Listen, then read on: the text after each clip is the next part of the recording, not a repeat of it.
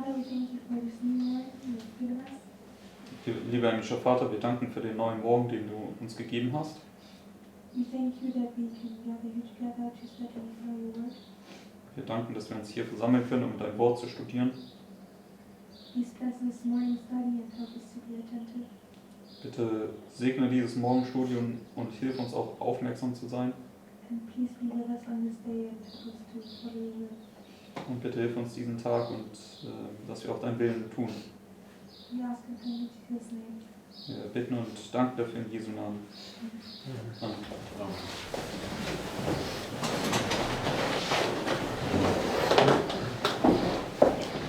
Okay, the notes are in the live stream group. I've also put some German quotes in there. Notizen befinden sich in der Livestream-Gruppe. Es sind jetzt auch deutsche Zitate unter anderem dabei.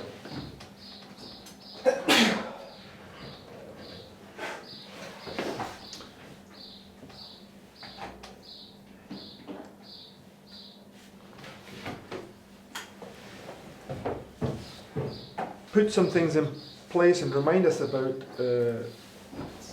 points that we should already understand. Also heute Morgen möchte ich einfach ein paar Dinge an den Platz setzen und uns an bestimmte Dinge erinnern, die wir bereits schon eigentlich verstehen sollten. And it hopefully will help us to understand something a bit better. Und ich hoffe, dass es uns helfen wird, ein paar Dinge besser dann verstehen zu können. Okay, so the first quote that we got written there is from Great Controversy 393. It's just a portion of the quote. Und das erste Zitat, was wir jetzt hier haben, ist aus dem großen Kampf. Das finden wir in der WhatsApp-Gruppe. It says, "The coming of Christ, as announced by the first angel's message, was understood to be represented by the coming of the bridegroom. The widespread reformation under the proclamation of his soon coming answered to the going forth of the virgins. In this parable, as in that of Matthew 24, two classes are represented." So, when we go to this big fractal at the top here, Also hier zum großen Fraktal hier oben kommen, right, you have these two tests, right, or two times of trouble. dann haben wir diese zwei Tests oder diese zwei Zeiten der Trübsal. And the first one's for the church, and the second one for the world, right? Die erste Test, also die erste Zeit der Trübsal ist für die Gemeinde, danach für die Welt. So when you get to the end of Matthew 24, where would we be in our line? Und wenn wir ans Ende von Matthäus 24 kommen, wo würden wir uns auf der Linie befinden?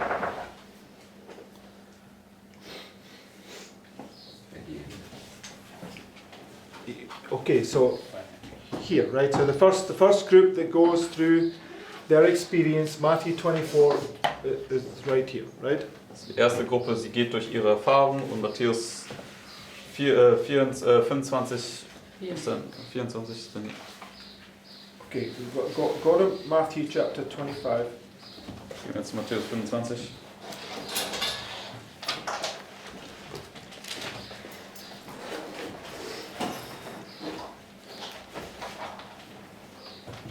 Did you just say Matthew 24 or Matthew 25? 25. Okay. Also hier ist der Matthäus 25. You mean when it comes to the end? No, I'm just saying, I was talking about Matthew 24, and you come to the end, you're standing here. Now I'm saying go to Matthew 25. Also am Ende von Matthäus 24 stehen wir dann hier und jetzt gehen wir zu Matthäus 25. Okay, so now we understand that, and this quote tells us that Matthew 24 and Matthew 25 are the same parable, right? Also hier sagt uns dieses Zitat, dass das Gleichnis in Matthäus 24 und 25 dasselbe Gleichnis ist. Okay, but we know that this here, this experience is just a repeat of this experience, right? Aber wir wissen, dass das einfach nur eine wiederholende Erfahrung ist von dieser Erfahrung. So when you get to the end of Matthew 24, you have two classes marked right here, right? Deswegen, wenn wir hier am Ende von Matthäus 24 ankommen, dann haben wir hier zwei Klassen manifestiert oder markiert. The very next word is then, right? Das nächste Wort ist ja dann das Wort dann in Matthäus 25. Okay, then shall the kingdom of heaven be likened unto 10 virgins which took the lamps and went forth to meet the bridegroom. So in Millerite history, where did they go forth to meet the bridegroom? In der Mille-Geschichte, wo ging sie vorwärts, um dem Bräutigam entgegenzugehen? August 11th, right? Am 11. August. So just let's take this as the 7 thunders, right? You got 1798, August the 11th, 1840, April 19th, 1844, and then takes you to October 22nd, right? So here's where the going forth of the bridegroom is, right? Also hier ist es ja, wo der Bräutigam dann vorwärts geht. So what was interesting for me is this principle of the past, the present, and the future. Right? Also was wichtig für mich ist, ist dieses Prinzip zu verstehen von Vergangenheit, Gegenwart und Zukunft. Because we know that Daniel and John are always standing here, right? So just put the prophet stands at this point, right?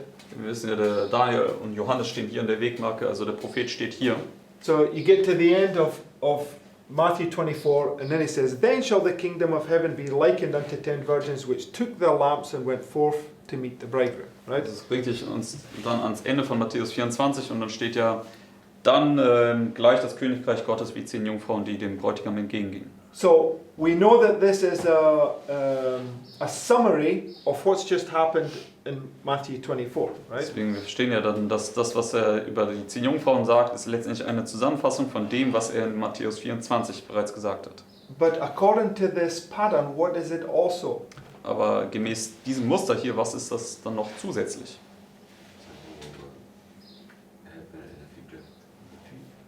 It's repeating, right? Das ist etwas, was sich dann wiederholen wird. Okay, so because this is the point where the virgins went forth, right? Und das ist ja dann der Punkt, wo die Jungfrauen vorwärts gehen würden. So they go forth, they have a disappointment here, right? And then second separation takes place here, and then the closed door, right? Also sie gehen hier vorwärts, haben die erste Enttäuschung hier, zweite Trennung findet dann hier statt und eine geschlossene Tür. And if we take that and we just put it here, that brings us to the closed door right here, right? Und wenn wir das jetzt hier nehmen und dann hier runterbringen, dann würde uns das hier zu der geschlossenen Tür hier bringen. But what the point I'm trying to make is that when you read Matthew 24 and then come to Matthew 25, it's just like showing you a complete rundown, but it's showing you both histories, right, in one go, right? Was ich nur zeigen möchte, ist letztendlich, dass Matthäus 24, Matthäus 25 sozusagen beide Geschichten zeigen, einen kompletten Ablauf der Ereignisse von Anfang bis zum Ende. Right? So, Matthew 24 followed by Matthew 25, but they're both the same, right? So Matthäus 24, gefolgt von Matthäus 25, aber sie sind letztendlich ein und dasselbe. Okay, but Matthew 25, you're preaching a message in a time of peace, followed by the preaching a message in a time of trouble.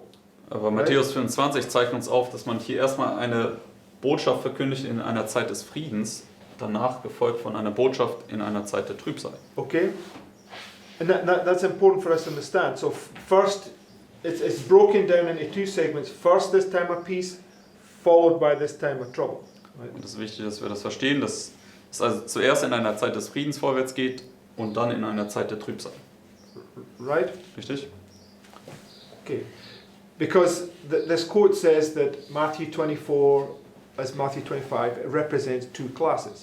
Right? Das Zitat sagt uns ja hier, dass Matthäus 24 und Matthäus 25 diese 2 Klassen von Anbetern Right. darstellt. And the 2 classes are represented at the beginning and then here. These 2 places where these 2 classes manifest themselves, right? Diese beiden Klassen markieren aber hier am Anfang und dann hier, wo sie sich manifestieren werden. And that will be here and here, right? Das wäre dann auch einmal hier und einmal dort.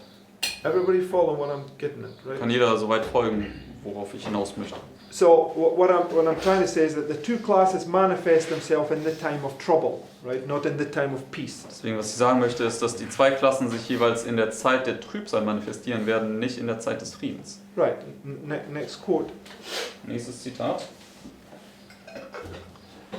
It says, "The work which the church has failed to do in a time of peace and prosperity, she will have to do in a terrible crisis, under most discouraging, forbidding circumstances. The warnings that worldly conformity has silenced or withheld must be given under the fiercest opposition from enemies of the faith. And at that time, the superficial conservative class whose influence has steadily retarded the progress of the work will renounce the faith and take their stand with its avowed enemies, toward whom their sympathies have long been tending. So, first of all, it says that there's a message given in the time of peace, right? Also zunächst einmal wird uns gesagt, dass hier eine Botschaft in der Zeit des Friedens vorwärts geht. That's Matthew 25, verses 1 to 4, right? Das ist Matthäus 25, Verse 1 bis 4. Right? Richtig? But it says that when this crisis comes, these enemies are going to rise up against you, right? Aber es sagt uns hier, wenn die Krise dann kommt, dann werden diese Feinde gegen dich anfangen aufzustehen. And when these enemies rise up, according to the Bible, what happens when persecution comes? Und gemäß der Bibel, was passiert, wenn diese Feinde aufstehen, wenn die Verfolgung anfängt? Come on, we know this. I'm just asking an obscure question, but it's something we should know. When persecution comes, what happens? Also ich stelle jetzt hier eine vielleicht ein bisschen nicht so deutliche Frage, aber wenn Verfolgung passiert oder wenn Verfolgung kommt, was passiert dann? There's a falling away takes place, Da right? findet immer ein Wegfallen statt.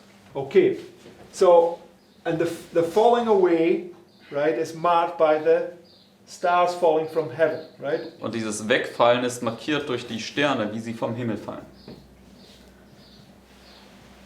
Okay, I'll explain myself a bit better in a moment, right? Und ich werde das noch gleich deutlicher erklären. Because the stars falling from heaven are a symbol also of God's people falling away, right? Also die Sterne, wie sie vom Himmel fallen, ist ja auch ein Symbol dafür, wie Gottes Volk wegfällt. It says, these apostates will then manifest the most bitter enmity, doing all in their power to oppress and malign their former brethren, and to excite indignation against them. This day is just before us. The members of the church will be individually tested and proved. They will be placed in circumstances where they will be forced to bear witness for the truth. Many will be called to speak before councils and in courts of justice, perhaps separately and alone. The experience which would have helped them in this emergency they have neglected to obtain, and their souls are burdened with remorse for wasted opportunities and neglected privileges. The Protestant world today see in the little company keeping the Sabbath a Mordecai in the gate. His character and conduct express in reverence for the law of God are a constant rebuke to those who would have cast off the fear of the Lord and are trampling upon his Sabbath. The unwelcome intruder must by some means be put out of the way. So, where's the perfect fulfillment of these two quotes, these two paragraphs that we just read? Also wo wäre die perfekte Erfüllung von diesen zwei Absätzen zu finden? At the midnight cry, right here. Am Right? Mitternachtsruf. This is the gate, right? Das ist ja auch das Tor. Now, the point that I want to make is that this time of trouble, right, is represented by two times of trouble, which we'll look at in a moment, Der right? Punkt, den ich machen möchte, ist, dass diese Zeit der Trübsal ja auch dargestellt ist durch diese zwei Zeiten der Trübsal. Das werden wir uns gleich noch anschauen. So this seven thunders is a time of trouble, right? Und diese Darstellung von den 7 Donnern ist eine Zeit der Trübsal. And in it you have two times of trouble, Und right? unter der gesamten Zeit der Trübsal haben wir 2 Zeiten der Trübsal. So we're just going to take one of these times of trouble and bring it down here and show these two times of trouble, right? Deswegen, wir werden jetzt hier einfach eine Zeit der Trübsal nehmen und jetzt diese 2 Zeiten der Trübsal hier unten zeigen. Okay, and it's this two times of trouble is based upon the last week of Christ, right? Und diese beiden Zeiten der Trübsal sind basierend auf der letzten Woche Christi. And we know that the cross in the middle there is the midnight cry, right here, Wir right? verstehen ja, das Kreuz hier in der Mitte ist hier der Mitternachtsruf. So at this place, that's where the falling away takes place, right? Deswegen ist es also an diesem Platz hier, wo das Wegfallen stattfinden wird. And if we were to put 1833 here, what happened there? Und wenn ich jetzt hier 1833 markieren würde, gemäß den Reformlinien, was passiert hier? Stars fell from heaven, Da right? fielen die Sterne vom Himmel. And the stars falling from heaven is a sign of the shaking of the heavens and the earth, right? Und das Fallen der Sterne vom Himmel ist ja ein Symbol für das Erschüttern des Himmels und der Erde. So the Lord's putting us these little pieces in place because He wants us to put together this jigsaw, right? Und der Herr, der setzt diese verschiedenen Teile zusammen, dass wir dieses Puzzle zusammenbringen können. So this quote, it says, the work which the church has failed to do in a time of peace, she will have to do at the time of terrible crisis. Which time period is this time period of terrible crisis? Also das Zitat, wo sie hier im ersten Absatz sagt, das Werk, was die Gemeinde nicht gemacht hat in einer Zeit des Friedens, muss sie jetzt unter den mutigsten Umständen nachholen. Über welche Zeit des Friedens spricht sie hier? No. Okay, I'll rephrase my question. Which time of trouble, not a time of trouble, which time of trouble will it have to come under? Also unter welche Zeit der Trübsal muss sie dann letztendlich fallen? Okay, so what is it? What do you call it? What did he say? You said the second. Okay, die zweite Zeit der Trübsal. Okay. Wie würde man das Now, nennen? you could mean a whole bunch of things with that, so what are you referring to? Also worauf nimmst du Bezug?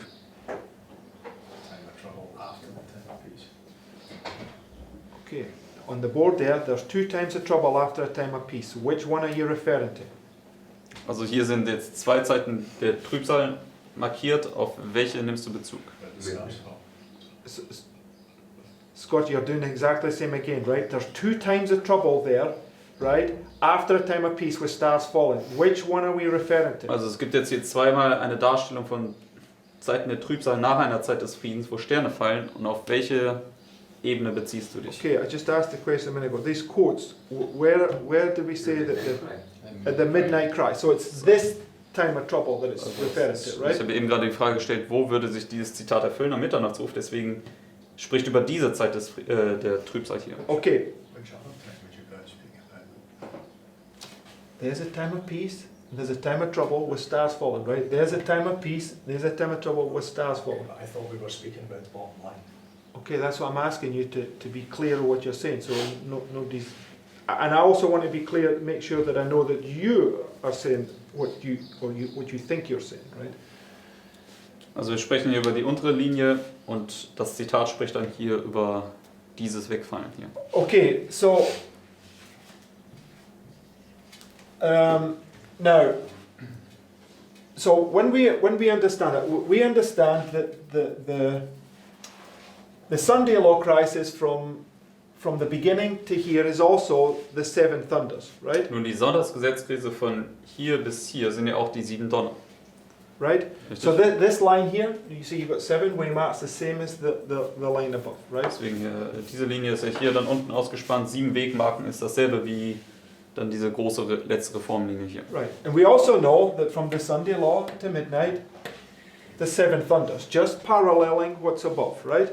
Wir wissen auch hier vom Sonntagsgesetz bis Mitternacht sind ebenso 7 Donner, einfach eine Parallele hierzu. So if we were to parallel the prophet right here, Wenn wir jetzt hier den Propheten parallel setzen würden, because we've got Ezekiel at midnight, we've got John and Daniel standing at this way, right? wir haben hier Hesekiel, der um Mitternacht steht, oder Johannes und Daniel, der hier in der finalen Untersuchung steht. Right? Richtig? So, based upon those thoughts, what have they come to the end of right there? Also basierend auf diesen Gedanken, zu welchem Ende sind sie hier gekommen? No, based upon the 7 thunders, right? I'm saying if the 7 thunders are here, then they're also here, right? Also basierend auf den 7 Donnern, denn wenn die 7 Donner ja hier sind, sind sie auch hier. Yeah, you'll see why this is important. Wir sind dann am Ende der 7 Donner angekommen und ihr werdet sehen, warum das wichtig ist. Okay, now go to Luke 21. Gehen wir jetzt zu Lukas 21. Now, we premised at the beginning, right, that this time period here is the time period of Matthew 24, right? Und wir haben ja am Anfang schon als Grundannahme gemacht, dass das die Zeit von Matthäus 24 ist. Right? And the time period of Matthew 25 from verse 5 to 10 just parallels it, right? Und die Zeit dann von Matthäus 25, Vers 1 bis 10 ist letztendlich eine Parallele dazu. Okay. So, let's take Matthew 24 because we're taking this and we're spreading it here, right? Und wir wollen uns jetzt Matthäus 24 nochmal genauer anschauen, denn wir nehmen ja das hier und spannen es hier aus. Right, and Luke 21 is just a parallel to Matthew 24. Weil Lukas 21 ist ja einfach nur eine Parallele zu Matthäus 24. Right? Richtig? Everybody follow? Kann Okay. jeder soweit folgen? So Luke 21 and let's begin in verse 8. Lukas 21 und lass uns Vers 8 beginnen. Vers 8 bis weiter. It says, and he said, take heed that ye be not deceived, for many shall come in my name, saying, I am Christ, and the time draweth near. Go ye not therefore after them. But when ye shall hear of wars and commotions, be not terrified, for these things must first come to pass, but the end is not by and by. So on this bottom line, where would you place the end of verses 8 and 9? Also hier auf der unteren Linie, wo würden wir das Ende markieren, was hier in Verse 8 und 9 beschrieben wird?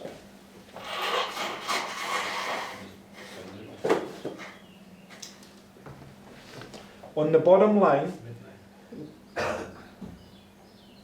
see, we've got one person saying the Sunday law, another person saying midnight. Let's start thinking about these things. Also eine Person sagt hier Sonntagsgesetz, die andere Mitternacht. Lasst uns darüber nachdenken. Was sagt es hier? Luke 21, like Matthew 24, begins at the Sunday law, right? Also Lukas 21, genauso wie Matthäus 24, fängt ja am Sonntagsgesetz an. So we're now reading verses 8 and 9. I'm asking, where would you, this event that's been spoken about here, where would it bring you to an end? Und ich habe gefragt, jetzt das Ereignis, was hier in Lukas 21 beschrieben wird, wo würde dieses Ereignis zu einem Ende kommen? Okay, two people say midnight, Zwei Leute sagen Mitternacht. but they're both wrong. Beide sind aber nicht richtig. Okay, come on, brothers and sisters. I've already premised it up here, right? There's the pattern. Where is it coming to an end? Ich habe das ja schon bereits hier erwähnt, dass das hier das Muster ist. Wo kommt es hier zum Ende? Sorry? At midnight comes to end. You want to I know place it's no. a that, new question. you want to No, I'm asking. Set the final review. Okay, do you want to this is meant to be revision, and now we're having. Okay, let's go look at verses 8 and 9, right? Lass uns Vers 8 bis 9 anschauen. And he said, take heed that ye be not deceived, for many shall come in my name, saying, I am Christ, and the time draweth near, go ye not after them. So let's talk about these false prophets that manifest themselves right at the beginning, right? Also spricht er jetzt hier über die falschen Propheten, die sich hier am Anfang manifestieren. It says, but when ye shall hear of wars and commotions, where does this begin? Also wenn wir jetzt hier von Kriegen und Kriegsgerüchten hören, wo fängt das an? Sunday law. The Sunday law. Am Sonntagsgesetz. Be not terrified, for these things must first come to pass, but the end is not by and by. So this period, right, where these wars and commotions take place, right, Also diese Zeitspanne, wo die Kriege und Kriegsgerüchte stattfinden. okay, I might have to reprove myself now, but okay, right. It's maybe my question that's bad. Why? This is a time of trouble, right? Also das ist jetzt hier eine Zeit der Trübsal und das ist eine Zeit der Trübsal. Right. Where does this first time of trouble end? Wo endet die erste Zeit der Trübsal? Okay, at the midnight cry, right? Right here, Yeah. right? Notiz. 1260. Okay, das It's right there, right? So that's why it's Also diese erste Zeit der Trübsal, wenn man diese 1260 betrachtet, würde dann hier enden. okay. And so you said midnight? Scott said midnight? You said midnight. Okay. In this sense, you were correct. But that was my bad question. But the point is, Also in diesem Sinne wart ihr richtig. Es war meine schwierige gestellte Frage. okay. So you'll see my point in a moment. Go to Wir werden verse meinen Punkt gleich in einem Moment sehen. 10. Gehen wir zu Vers 10. It says, Then said he unto them, Nation shall rise against nation, and kingdom against kingdom. Where are we now? Das heißt jetzt, Nation wird gegen Nation aufstehen und Königreich gegen Königreich. Wo sind wir jetzt? Okay, okay, we're at the midnight cry. Wir sind right? jetzt beim Mitternachtsruf. Then said he unto me, Nation shall rise against nation, kingdom against kingdom, and great earthquakes shall be in diverse places, and famines and pestilences, and fearful sights, and great signs shall there be from heaven. But before all these, before all what? Also vor all was. Before the shaking of the heavens and the earth, right? They shall lay their hands on you and persecute you, delivering you up to synagogues and into prisons, being brought before kings and rulers for my name's sake. And it shall turn to you for a testimony, right? Settle it therefore in your hearts not to meditate before what ye shall answer. For I will give you a mouth and wisdom, which all your adversaries shall not be able to gainsay nor resist. Now, in the quotes that we read before, right? Also in dem Zitat, was wir zuvor gelesen haben, These your former brethren that deliver you up, it's marking the very same point as we just read there in Luke 21:10. also in dem right? Zitat, wo es stand, dass eure ehemaligen Brüder euch ausliefern werden, ist genau derselbe Punkt, den hier in Lukas 21 beschrieben wird. Right? Richtig? So basically, your brethren go through this time of peace, right? And just before the time of crisis, they're going to be their sympathies are going to tend towards those other brethren, right? And when the crisis comes, they deliver you up. Right? Also, du kommst jetzt hier in dieser Zeit des Friedens an und kurz vor der, wo sie dich ausliefern, da sind ihre Sympathien schon sozusagen bei den falschen Leuten. Und wenn die Krise kommt, dann liefern sie dich aus. And it's going to be this bitter experience, right? Das wird diese bittere Erfahrung werden. So, the point I want to see, you're given a message in a time of peace. When the time of crisis comes, you're now going to have to give this message under the most trying circumstances, right? Punkt ist, du gibst dir eine Botschaft des Friedens, in der Zeit des Friedens, aber wenn die Krise kommt, musst du das unter den mutigsten Umständen dann nochmal tun. And your former brethren that were once in you are representing these stars that are falling away right here. Und deine ehemaligen Brüder, die einst mal mit dir waren, die stellen diese Sterne hier dar, die dann hier wegfallen. Right? Richtig? Okay. So, okay, but now go back to Matthew 24 and verse 21. Gehen wir jetzt zurück zu Matthäus 24, Vers 21.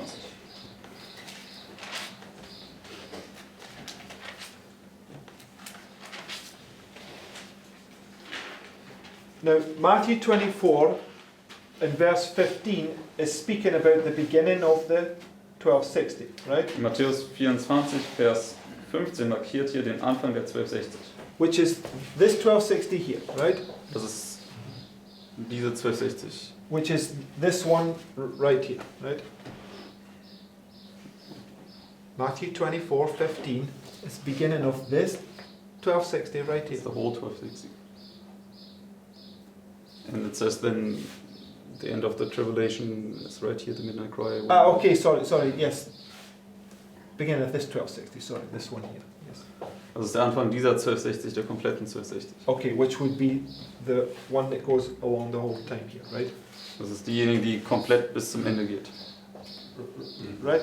Okay, so, but when you go to verse 21, Aber wenn wir zu Vers 21 gehen, it says, For then shall be great tribulation, such as was not since the beginning of the world, to this time no, nor ever shall be. And except those days shall be shortened, there should no flesh be saved. But for the elect's sake, those days shall be shortened. Right? So, we understand that, I didn't put it on there, but let's just do that, 1260.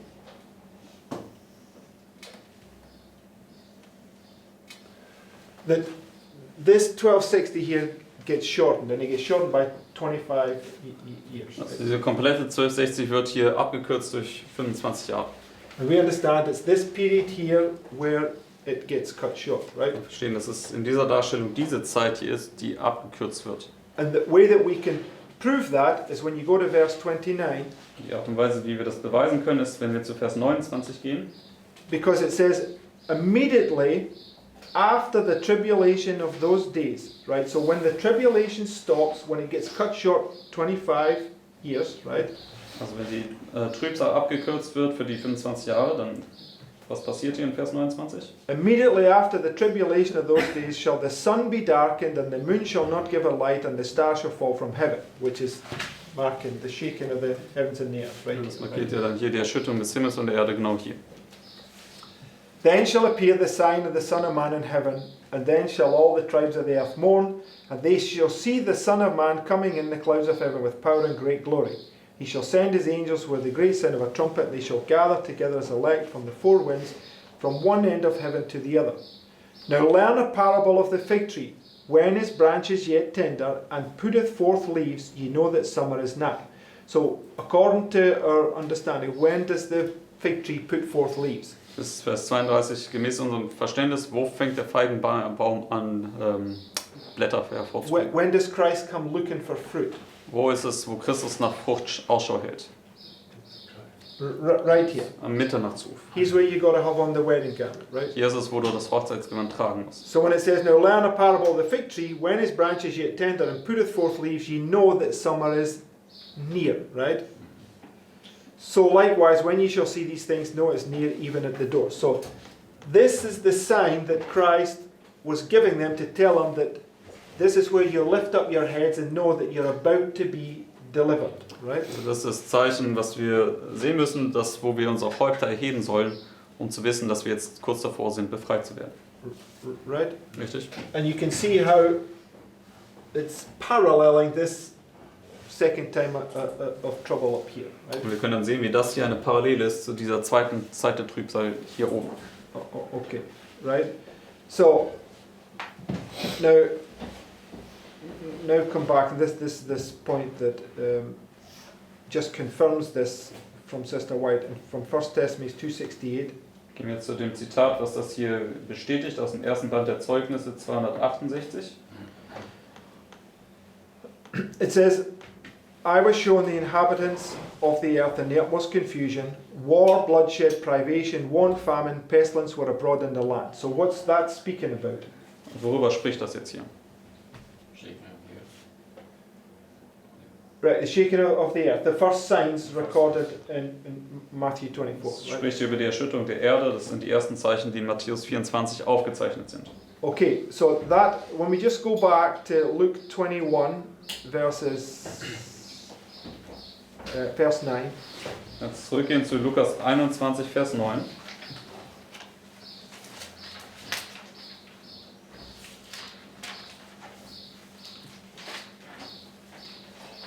It says, but when ye shall hear of wars and commotions, be not terrified, for these things must first come to pass, but the end is not by and by, right? So, now, when you read verse 10, Wenn wir dann Vers 10 lesen, it says, then said he unto me, nation shall rise against nation, kingdom against kingdom. So 9 ends and 10 begins, right? also Vers 9 endet, Vers 10 fängt an. Now this is the point that I was trying to convey at the beginning, but I didn't premise it very well, right? Also das ist der Punkt, den ich eben am Anfang zeigen wollte, aber das habe ich nicht so gut dargelegt. So, because in here, right, you have 2 times of trouble, and this is what's been represented in Luke 21 and Matthew 24, right? Hier haben wir diese 2 Zeiten der Trübsal und das ist ja, was hier Lukas 21 und Matthäus 24 dargestellt wird. So, verse 9 ends and verse 10 begins. It goes from the shaking of the earth to the shaking of the heavens and the earth, right? Also Vers 9 endet und Vers 10 fängt an. Also es ist der Übergang von der Erschütterung der Erde zur Erschütterung des Himmels und der Erde. But when we bring the principle of the 1260 here, Aber wenn wir das Prinzip hier der 1260 hier hereinbringen, what must happen if the principles are repeating, right? was passiert hier, wenn die Prinzipien sich wiederholen? It's cut short, right? Es ist abgekürzt. And we have this by midnight, which is the 5th day of the 4th month. to the first day of the 5th month, right? Das ist auch hier dargestellt von Mitternacht bis zum Mitternachtsruf, Which is 25 days, was right? dann zwischen dem 5. Tag des 4. Monats und dem 1. Tag des 5. Monats 25 Tage sind. So, the big 1260, you have 25 cut short. In the smaller 1260, you have 25 cut short. That's how we get our pattern, right?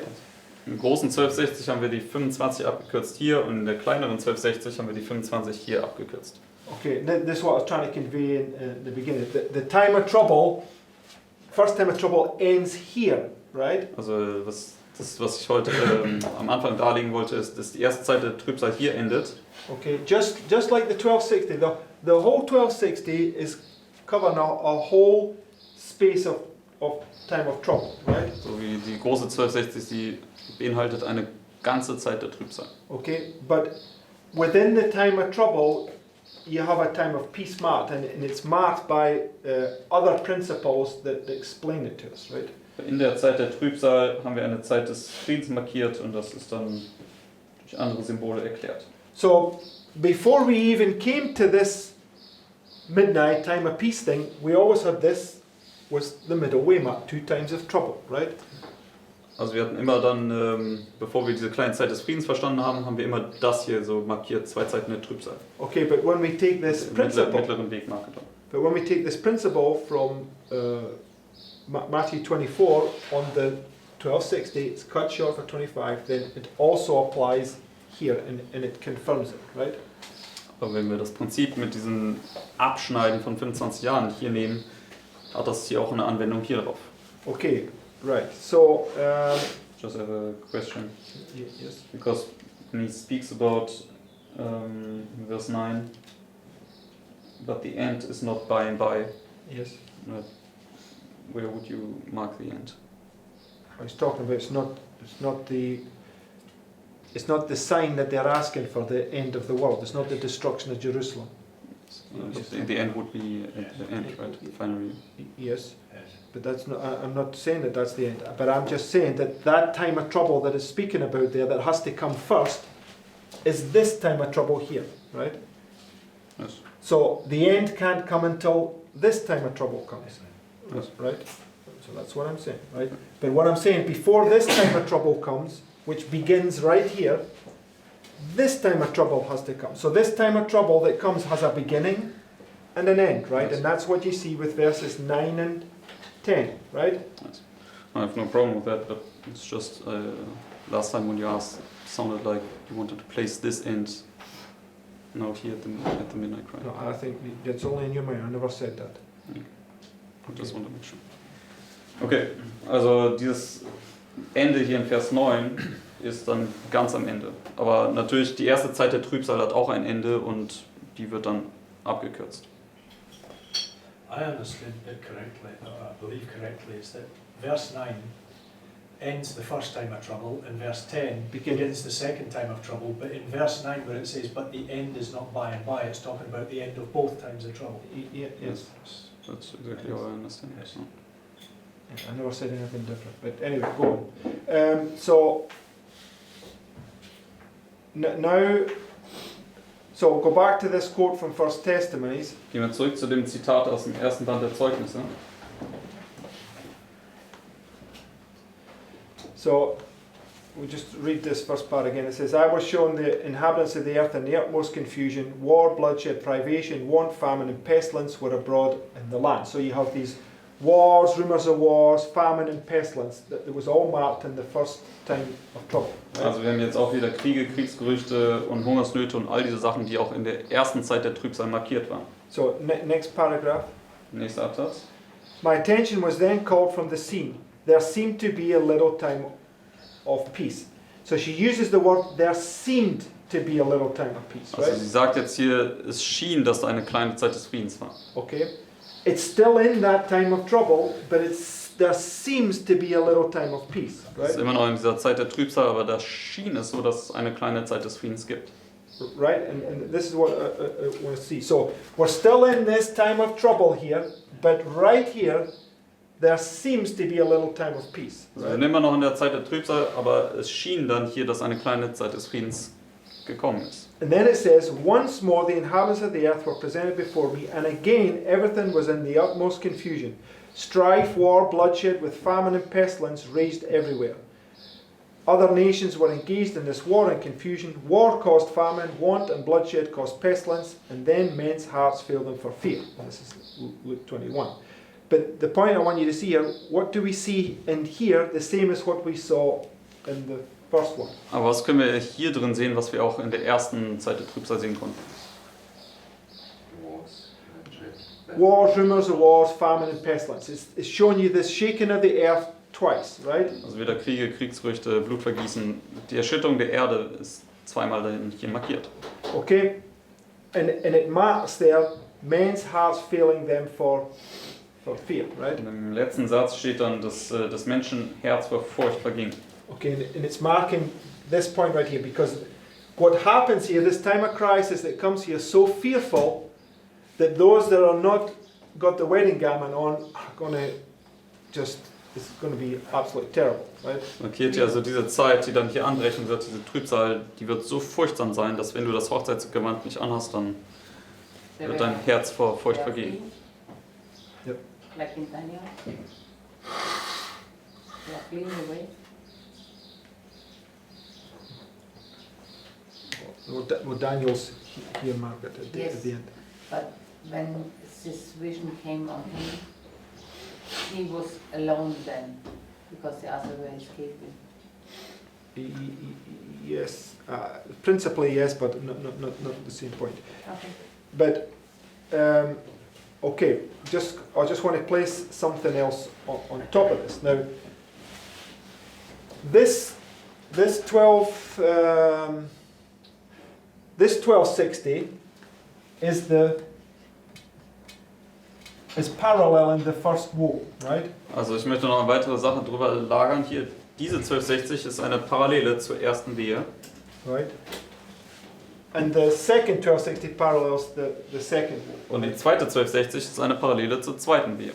And in Revelation 9, verse 13, Und in Offenbarung 9, Vers 13, it says, "The sixth angel sounded, and I heard a voice from the four horns of the golden altar which is before God, saying to the sixth angel which had the trumpet, Loose the four angels which are bound in the great river Euphrates." So what's happening there now?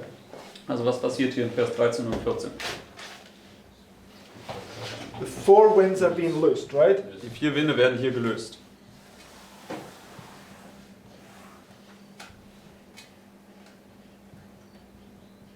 So right at the beginning here, what happens with the four winds? Genau am Anfang hier, was passiert mit den vier Winden?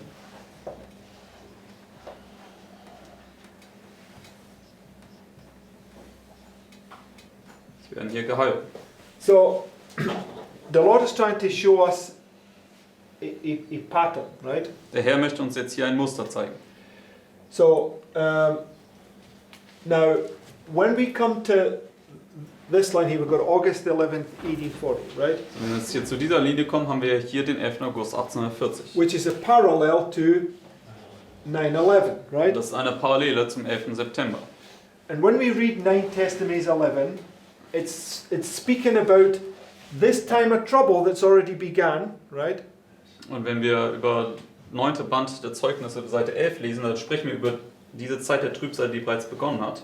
And it's pointing forward to a punishment that's going to come upon the world when they cross that line, right? Und das weist dann vorwärts auf eine Bestrafung, die über die Welt kommen wird, wenn sie diese Grenzlinie übertreten haben. Right.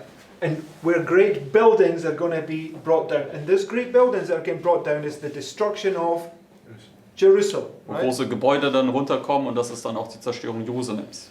So Sister White talks about two great crises. What are the two great crises she talks about in Desire of Ages? Und Ellen White spricht dann über diese zwei großen Krisen und worüber spricht sie im Leben Jesu? Was sind diese zwei Krisen?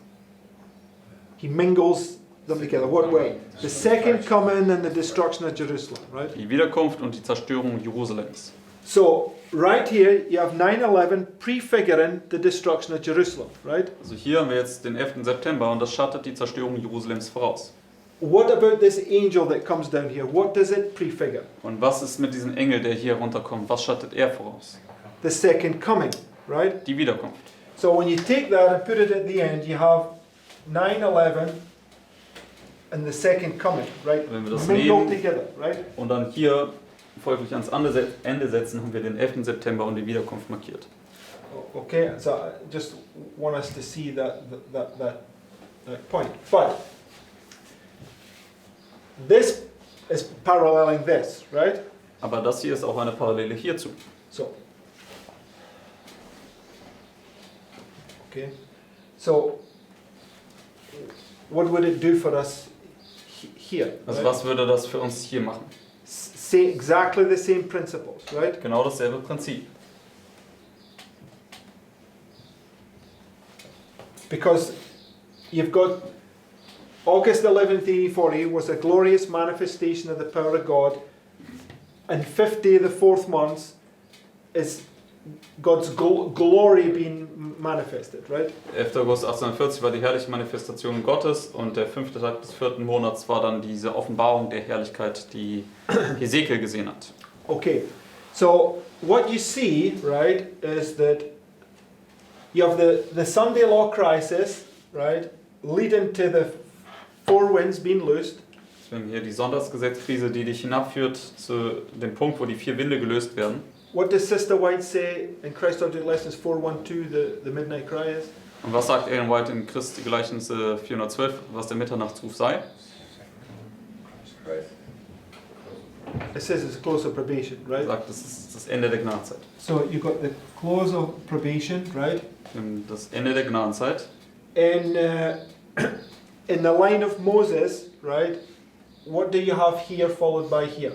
In der Linie des Mose, was haben wir hier gefolgt von dem? 3 plagues followed by 7 plagues, right? 3 Plagen gefolgt von 7 Plagen. So the second time of trouble is representing 7 plagues, right? Also die zweite Zeit der Trübsal stellt die 7 Plagen dar. Right, so we just take the second time of trouble, which is this, right? And we put 1, 2, 3, 4, 5, 6, 7, right? Also wir nehmen die zweite Zeit der Trübsal und setzen dann hier parallel mit, sind 7 Plagen. So you see that in this time of trouble, right, the Lord is laying out for us the whole end time scenario, right? In dieser Zeit der Trübsal legt der Herr also für uns das ganze Endzeit-Szenario aus. Sunday law brings you to the point where the 4 winds are loosed, the close of probation. Sonntagsgesetz bringt uns dann hinab zu dem Punkt, wo die 4 Winde gelöst werden, das Ende der Gnadenzeit. 7 last plagues pour out. 7 letzten Plagen werden ausgegossen. When does Christ come? Und wann kommt Christus? The 7th plague, right? Zur 7. Plage. Right? And it's marking when he comes, the whole world gets destroyed right there, right? Das markiert ja, dass wenn er kommt, dann wird die gesamte Welt dann zerstört werden. All right. So I just want us to see that scenario that we have right there, Ich right? möchte einfach nur, dass ihr das Szenario hier nachvollziehen könnt, das ich hier ausgelegt habe. Okay. So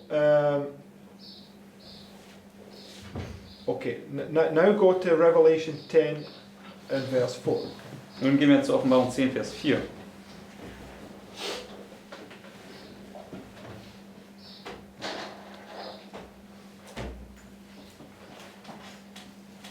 It says, and when the 7 thunders had uttered their voices, it's past tense, right?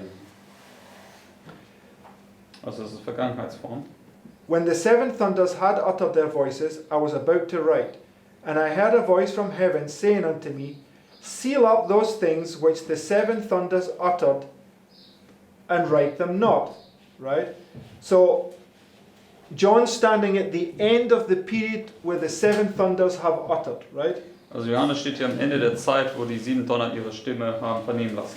So, you got John standing here, right? Also wir haben Johannes, wie er hier steht. And this is the 7 thunders, and it's now past, right? Und das sind die 7 Donner und die sind jetzt hier zu Ende. And they're pointing forward to the future where they're going to be repeated, right? Und die weisen jetzt vorwärts auf die Zukunft, wo sie sich wiederholen werden. Because in verse 11, Denn in Vers 11, And he said unto me, Thou must prophesy again before many peoples, nations, and tongues and kings. So what must be prophesied again? Nun, was muss ein weiteres Mal jetzt vorhergesagt werden? The 7 thunders. Die 7 Donner. Before whom? Und vor wem? Kings, peoples, nations, and tongues, right? Also Könige, Nationen und Zungen. So, the point that I was making, when you have the 7 thunders here, John standing at the end, it's just paralleling this time right here, where you're standing at the end, right? Also es ist letztendlich hier, wenn du die 7 Donner hast und Johannes steht am Ende, ist eine Parallele, wozu? Wobei Johannes dann hier am Ende steht. It's all based upon the same principle, the past, the present, and the future, Es right? basiert alles auf demselben Prinzip, Vergangenheit, Gegenwart und Zukunft. Where do you stand before kings and nations and many people? Und wo stehst du dann für Königen und Nationen und vor vielen Leuten? When you get delivered up, right? Wenn du hier ausgeliefert wirst am Mitternachtsruh. And this is where they're going to hear about those things, right? Und das ist ja, wo sie dann über diese Dinge hören werden. So go to Daniel 12 and verse 4. Gehen wir jetzt zu Daniel 12, Vers 4. And the point I want to make is we were sort of struggling to understand where is the book of Daniel unsealed, right? Wir haben uns ja mal so ein bisschen schwer getan mit dem Punkt, wo jetzt das Buch Daniel entsiegelt wird hier. But the book being unsealed, right? Every time a seal is opened, there's a thunder, right? Aber jedes Mal, wenn ja ein Siegel geöffnet wird, ergeht ein Donner. So if there's 7 seals, there's 7 thunders. Deswegen, wenn Right? es 7 Siegel gibt, dann gibt es auch 7 Donner. Okay, so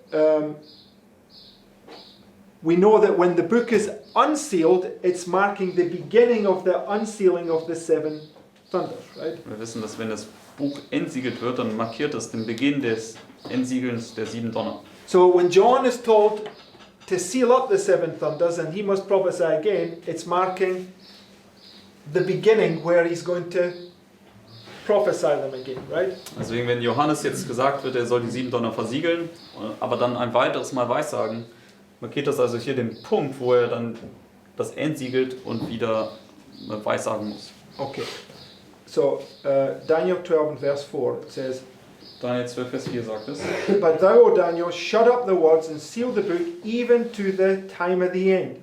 Many shall run to and fro, and knowledge shall be increased. Right? So if we just come to the time of the end here in the Sunday law, Also right? wenn wir uns hier zur Zeit des Endes zum Sonntagsgesetz kommen, This would mark the time where there's an increase of knowledge, dann right? markiert das ja hier einen Punkt, wo es einen Erkenntniszuwachs gibt. Okay. Verse 9. Vers 9. And he said, Go thy way, Daniel, for the words are closed up and sealed till the time of the end. Many shall be purified and made white and tried. So, question: where do we see in the Bible that many people are purified, made white and tried? Wo finden wir in der Bibel, dass viele Leute gereinigt werden, weiß gemacht werden und geläutert werden? During the 1260, right? Während der 1260. Okay, so again, it's pointing forward to the beginning, right? Also es weist uns ein weiteres Mal auf den Anfang hin. Okay, verse 13. Vers 13. But go thou thy way, Daniel, till the end be, for thou shalt rest and stand in thy lot at the end of days. Right? So, first of all, it says that he's got to rest, right?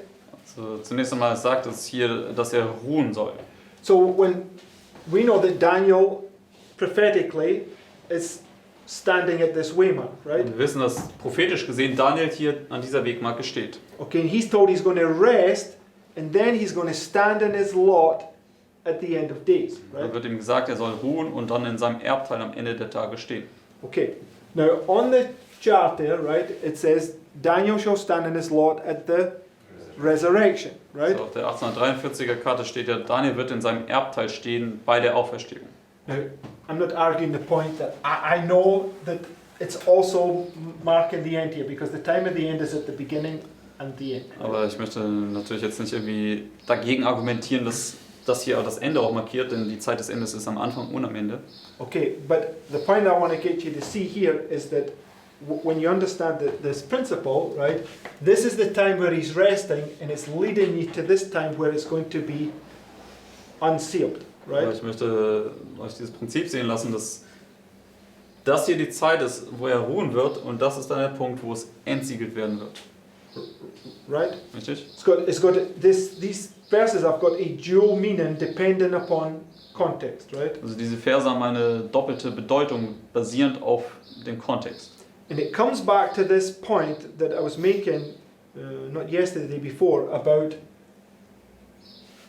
how the seven thunders can be given in a time of peace, and the seven thunders is also given in a time of trouble, right? Das ist der Punkt, den ich gestern dann erwähnt habe, dass die 7 Donner sowohl in einer Zeit des Friedens gegeben werden können, als auch in einer Zeit der Trübsal. And this is what Matthew 25 is teaching, right? First of all, you have the going forth of the virgins in a time of peace, and then it brings you into a time of trouble, right? Das ist auch, was Matthäus 25 lehrt, denn zunächst einmal geht die Botschaft vorwärts in einer Zeit des Friedens und danach in einer Zeit der Trübsal.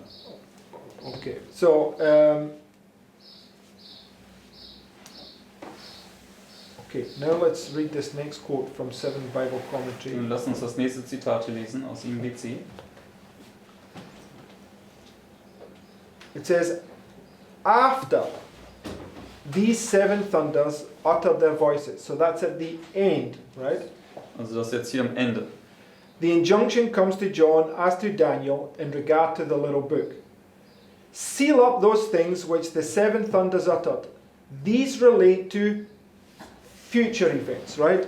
So John and Daniel are standing here. They're told to seal up the 7 thunders, right? Also Johannes und Daniel stehen jetzt hier und ihnen wird gesagt, dass sie die 7 Donner versiegeln sollen. And they point to which events? Und sie weisen auf welche Ereignisse hin? Future events, which is here, right? Zukünftige Ereignisse und das würde dann hier am Sonntagsgesetz wieder anfangen. Okay. Which will be disclosed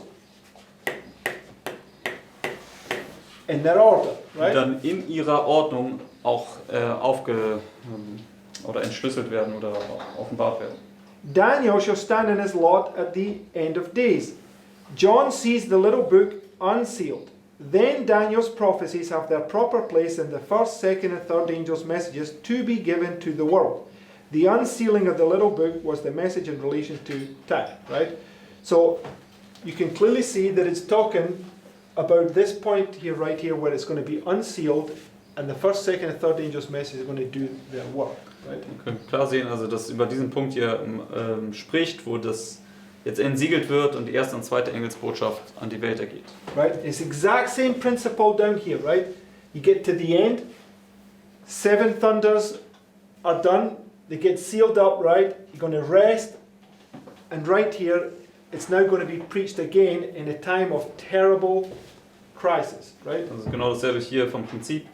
Man kommt hier zum Ende dieser Trübsal, die 7 Donner werden versiegelt, eine Zeit des Friedens und sie werden hier dann in einer schrecklichen Zeit der Trübsal wieder verkündigt werden. Okay, so now we know that Daniel 12, where Daniel stands in his lot at the resurrection, is speaking about the closed door on October 22nd, 1844, right? Und wir wissen, dass in Daniel 12, Vers 13 über diese geschlossene Tür am 22. Oktober 1844 spricht, wo Daniel in seinem Erbteil steht. Und das Okay. war ein Typus. And would be the end mark, right? So it's marking the resurrection, right? Das wäre in dem Kontext dann diese Endwegmarke hier, es markiert die Auferstehung. Right? Richtig? But when Führer was laying out this point that this is the 1,000 years of peace, what happens at the end of the 1,000 years of peace? Und als Führer diesen Punkt ausgelegt hat, dass das dann auch hier diese 1000 Jahre des Friedens ist, was passiert am Ende der 1000 Jahre des Friedens? There's a resurrection, right? Da findet eine Auferstehung statt. Now just go to Daniel 12. Gehen wir jetzt zu Daniel 12.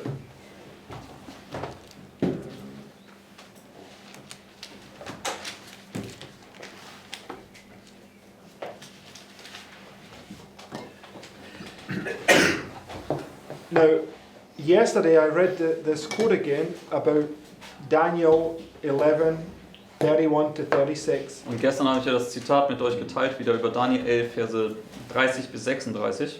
Right? And she says that this is marking the time of trouble marked in Daniel 12, 1 to 4. Right? Sie hat ja gesagt, dass das dann auch die Zeit der Trübsal ist, die auch in Daniel 12, Vers 1 bis 4 dargestellt ist. But Daniel 11, 31 and 36 is marking the 1260, where you're going to be purified, made white and tried. Right? Aber Daniel 11, Verse 31 bis 36 markiert die Zeit der 1260, wo du gereinigt, geläutert und weiß gemacht wirst. It's marking a resurrection. Right? Markiert eine Auferstehung. Because let's read, it says, And at that time shall Michael stand up, the great prince, which standeth for the children of thy people, and there shall be a time of trouble, such as never was since there was a nation, even to that same time. Daniel 12, Vers 1. Speaking about the 7 last plagues, right? Spricht über die 7 letzten Plagen, Okay, that's been prefigured here, right? die hier dann vorausgeschattet werden. And Michael stands up at the close of probation. Und Michael steht ja zu Ende der Gnadenzeit auf. And at that time thy people shall be delivered, every one that shall be found written in the book. What begins right here? Also was fängt hier an? This here judgment of the living, right? Das Untersuchungsgericht an den Lebenden. And many of them that sleep in the dust of the earth shall awake, some to everlasting life, and some to shame and everlasting contempt. So what do you have marked right here? Das ist Vers 2. Also was haben wir jetzt hier markiert? A resurrection, Eine right? Auferstehung. And a resurrection, and some are being resurrected to shame, right? And some are being resurrected to everlasting life, Also einige werden dort zur Schande auferweckt werden und andere zum ewigen Leben. right? In verse 3. Vers 3. And they that be what? Wise shall shine as the brightness of the firmament, and they that turn many to righteousness as the stars forever and ever. Right? So Daniel 12, which is marking the close of probation, which is at the end, is also prefiguring the beginning, right? Also Daniel 12, was das Ende der Gnadenzeit darstellt, was hier am Ende markiert ist, schattet aber auch ebenso den Anfang voraus. Right? You see that? It's the same as the time of the end. It's at the end, but it's also at the beginning. Könnt ihr es sehen, es ist dasselbe wie die Zeit des Endes. Es ist am Ende, aber auch am Anfang. Okay, I've struggled with these things for a long time to understand, and that's why I'm Also ich habe mit diesen Dingen wirklich lange gehadert und deswegen möchte ich mit euch hier hindurchgehen. Okay, so we're sort of over time. So just go to this last quote. This last quote from Great Controversy 488. Gehen wir jetzt noch zum letzten Zitat für heute. Das ist direkt darunter. Großer Kampf 488.2. It says, Those who would share the benefits of the Saviour's mediation should permit nothing to interfere with their duty to perfect holiness in the fear of the Lord. The precious hours, instead of being given to pleasure, to display, or to gain-seeking, should be devoted to an earnest, prayerful study of the Word of Truth. The subject of the sanctuary and the investigative judgment should be clearly understood by the people of God. All needed knowledge for themselves of the position and work of their great high priest. Otherwise, it will be impossible for them to exercise the faith which is essential at this time, or to occupy the position which God designs them to fill. Every individual has a soul to save or to lose. Each has a case pending at the bar of God. Each must meet the great judge face to face.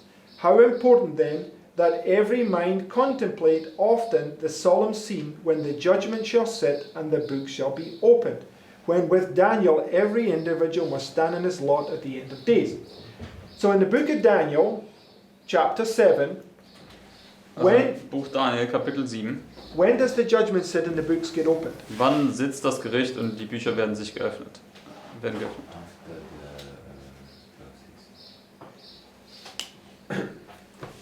Okay, on an initial understanding of Daniel 7, when is the judgment said and the books opened? In Daniel 7. Wann werden die Bücher geöffnet und das Gericht setzt sich? What was it marking? Was hat das markiert? Yeah, okay, the 22. October 26th, but what was it marking there, taking place? Was hat es damals dann markiert? Was hat da stattgefunden? The what, sorry, Mark? Und dann Totenstelle. Judgment on the The, dead. the point I'm looking for is the investigative judgment, right? Das ist das Untersuchungsgericht. And the investigative judgment takes place at the beginning, Und right? das Untersuchungsgericht findet ja am Anfang statt. But when you look at this scenario, this is the close of creation, it's the end, right? Aber wenn wir uns dieses Szenario hier anschauen und das als das Ende der Gnadenzeit markieren, ist es das Ende. Right?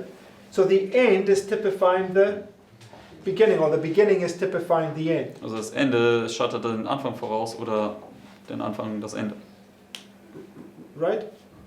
Because the final review, in another sense, is right there when Christ comes. Right? That's where he gives you your reward. Right? Die finale Untersuchung ist ja auch dann, wo Christus kommt, wo er dir deinen Lohn geben wird. Okay, so the point I'm trying to make is Daniel standing in his lot is prefiguring the beginning of the investigative judgment, and it's also marking the end of the investigative judgment. Also Daniel, wie er in seinem Erbteil steht, schattet also den Anfang des Untersuchungsgerichts voraus, aber auch das Ende des Untersuchungsgerichts. Right, so right here you have the stars fallen from heaven, right? Also genau hier haben wir jetzt die Sterne, wie sie vom Himmel fallen. It's the shaking of the heavens and the earth, Das right? ist die Erschütterung des Himmels und der Erde. And it's always bugged me, this subject, right? Und das hat mich immer irgendwie gewurmt, dieses Thema. Okay, last couple of verses and then we'll close. Go to Joel chapter 2. Jetzt ein paar Verse und dann schließen wir ab. Gehen wir zu Joel Kapitel 2. Verses 28 to 32. Lesen wir dann die Verse 28 bis 32.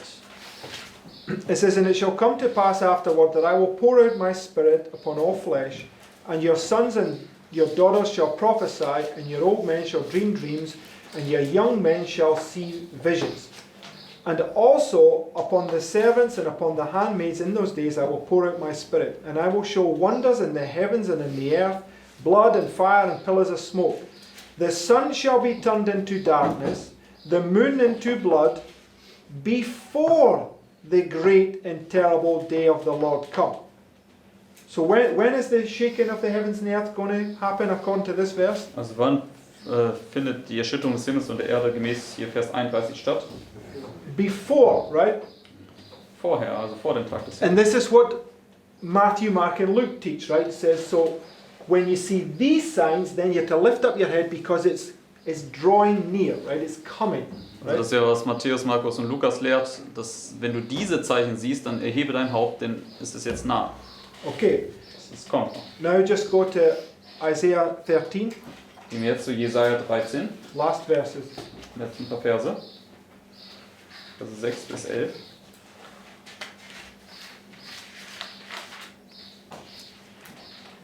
In verse 6, it says, Howl ye, for the day of the Lord is at hand. It shall come as a destruction from the Almighty.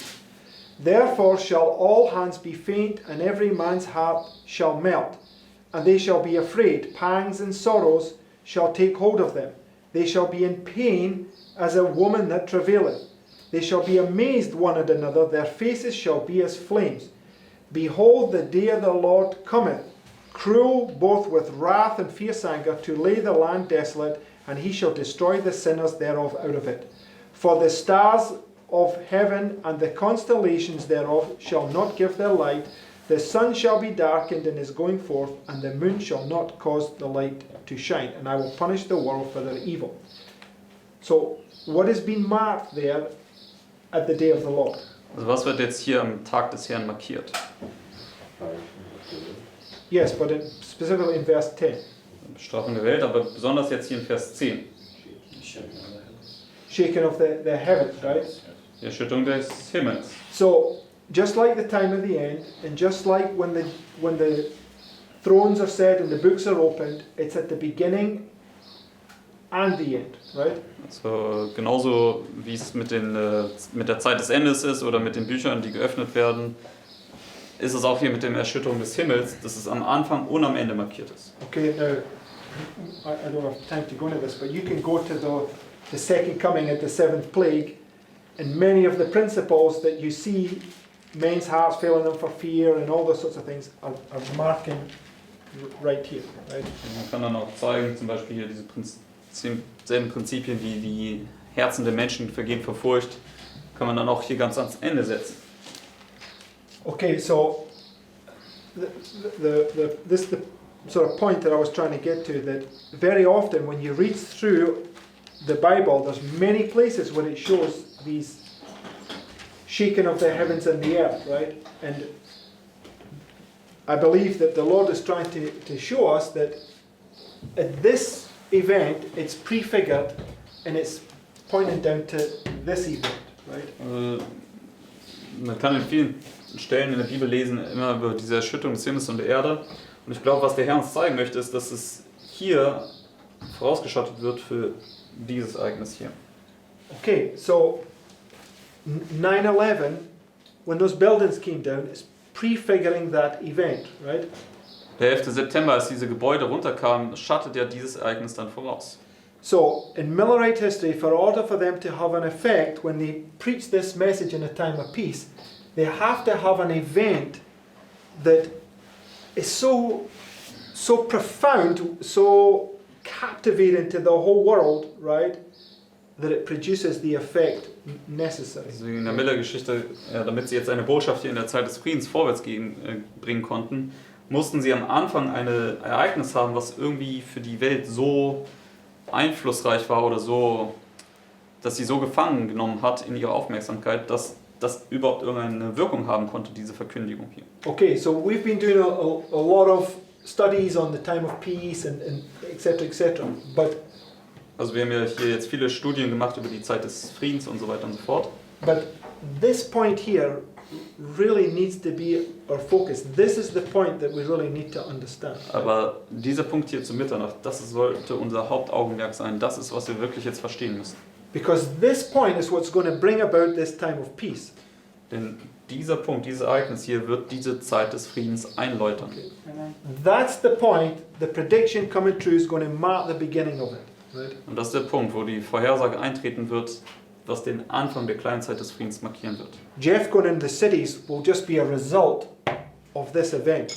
Dass Jeff in die Städte gehen wird, das ist einfach nur ein Resultat von diesem Ereignis, was hier kommen wird. Right? Yes. Okay, so No, I don't understand that point. Why he's, because of that event, going to the cities. well, he's not dictating the Bible. The Bible's dictating the events. Also die Frage war, warum ist das in der Reihenfolge, dass letztendlich erst das Ereignis kommt und dann geht er in die Städte? Weil Jeff ja nicht die Bibel diktiert, sondern umgekehrt. Also die Bibel diktiert die Ereignisse und wenn das eintritt, dann wird er dann letztendlich dem folgen. Because this event will reprove their foolish false prophesying, basically, right? Aren't they already going to the cities? No, they've just By made. sending these letters and warning them? That's not going into the cities. Also That's a website. Die Frage ist, ob sie jetzt nicht bereits schon in die Städte gehen, indem sie ja diese Sachen jetzt verteilen per Zeitung. Nein, das ist letztendlich, sie machen Werbung für eine Website, sie sind ja nicht in die Städte jetzt gegangen. If they were going into the cities, then many people should already be fleeing, right? Also wenn sie jetzt schon in die Städte gehen würden, dann müssten bereits ja jetzt schon viele Leute fliehen.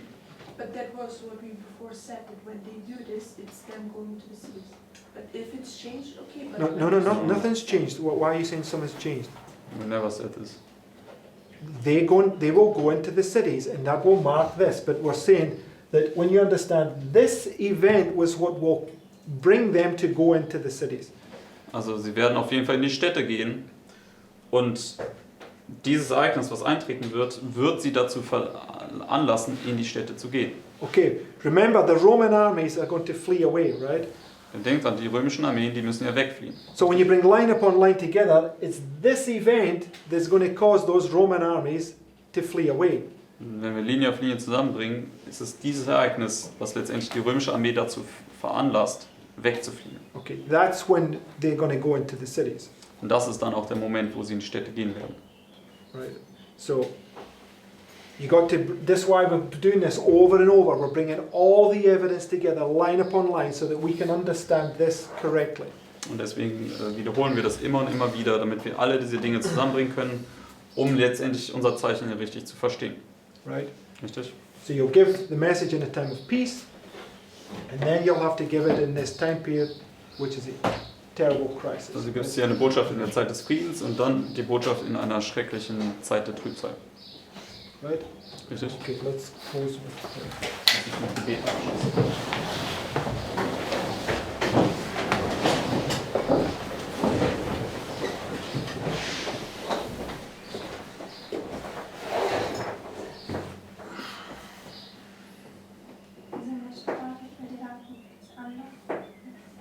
Our Heavenly Father, I want to thank you for this devotion. Bitte hilf uns, dass wir dir heute näher kommen, Please help us to draw closer to you today, dass wir mehr verstehen können von deiner Herrlichkeit. that we can understand more fully your glory. Und bitte segne auch unsere Geschwister und sei mit ihnen. Please bless also our brothers and sisters and be with them. Und gib uns einen Geist von Liebe und Vergebung. And please grant us a spirit of love and of forgiveness. In Jesu Namen. Amen. In Jesus' name, amen. Mm.